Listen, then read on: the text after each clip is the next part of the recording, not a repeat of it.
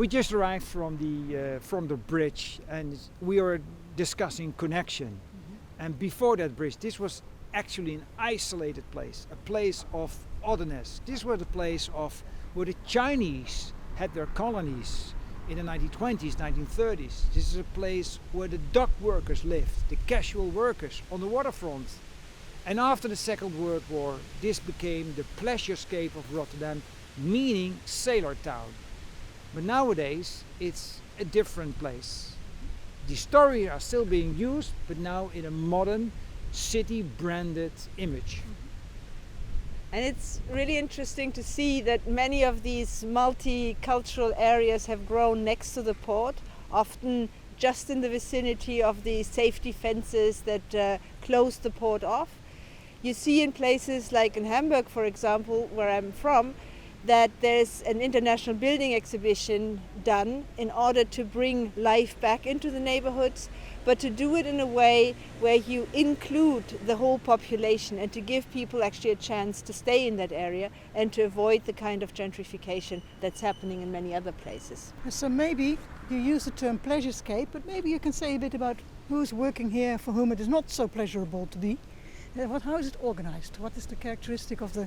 Well, what is interesting to see is that from 2008, because of the economic crisis, this became a place of where the all kind of cultural new products. Mm-hmm. So there were many empty spaces. Mm-hmm. So all kind of small theaters, a circus, dancing companies, etc. They all started their cultural activities, and because of these cultural activities, this place became a hotspot. Mm-hmm. And once it became a hotspot, then it becomes interesting for people to invest again in this place. So this is a typical way of development. But now the question is, because it's a real a big place for people who can afford to live here, what is happening with the original people of Katendrecht? So there's always this you could say discussion. For whom are you gentrifying? Yeah. Will the local people actually live in? Will they benefit enough from that? Important question. You can also turn it around, because if you have an integrated policy for the city as a whole, you will help your entire population flourish and find new jobs and improve their places. So then you balance the entire city out and not just bring new people into existing areas.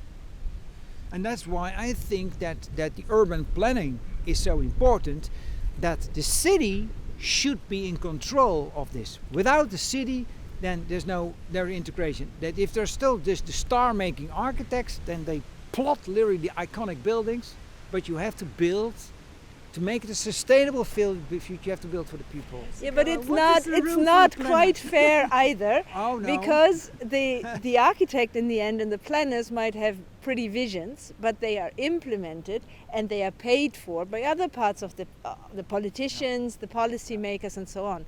So the architects and planners are often an easy target. Because they are much more visible, because there are multipliers, but we really have to get a better grip on the hidden designers, on all those legal systems, policies, politician decisions, the fact that politicians change every 4 years and that they change directions. I think those are the factors we have to identify, clarify, the gaps that we have to find, and actually find solutions how to solve them. So if you can have an urban planner in charge of a city for 20 years, and making the similar plans, that's a different story than if you have to, the urban planning has to switch direction every few years.